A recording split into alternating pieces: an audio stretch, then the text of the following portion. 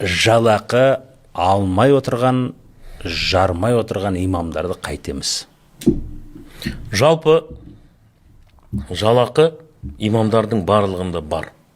Ауылдағы имамдар алмайды ғой? Жоқ, оларға да менің білуімше демеушілер арқылы айлық беріліп жатыр.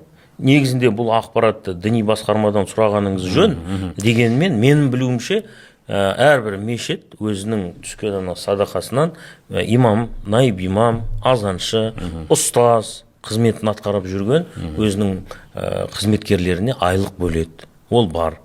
Және ол айлықтың негізі сол садақадан түседі. Мемлекет ол жаққа ақша бөлмейді. Тура сол секілді басқа дін өкілдері де солай. Сол діндердің жамағаттары сол дін қызметкерлерінің жағдайын жасайды. Көрдіңіз ба? Түсінікті, жамағат. Яғни ол мұсылман жамағат болуы мүмкін, шіркеудің өзінің жамағаты бар, синагоганың өзінің жамағаты бар. Және сол жамағаттар сол діни қызметкерлердің жағдайын жасап отырады. Ресми түрде олардың заң бойынша айлықтары бар. Себебі бізде еңбек кодексі бар. Еңбек кодексіне сәйкес ол айлық алу керек. Ал енді бұрын, қазір 100% енді білмеймін, тағы да айтайын, бұл менің құзыретіме жатпайды.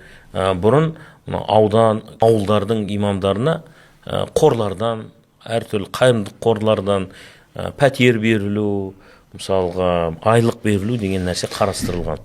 Көп емес дегенмен оларға да белгілі деңгейде айлық беріліп жатыр.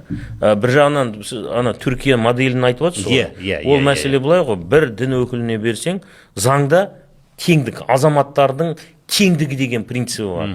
Біреуіне бердің ба, екіншісіне де беру керек. Моно дедіңіз, поли дедіңіз жаңа, соның бәрін біздің қоғамымыз поликонфессионалды, біздің қоғамымыз полиэтникалы, сондықтан барлығына тең берілсе, бәріне берілу керек, берілмесе ешкімге берілмеу керек. Көрдіңіз ба?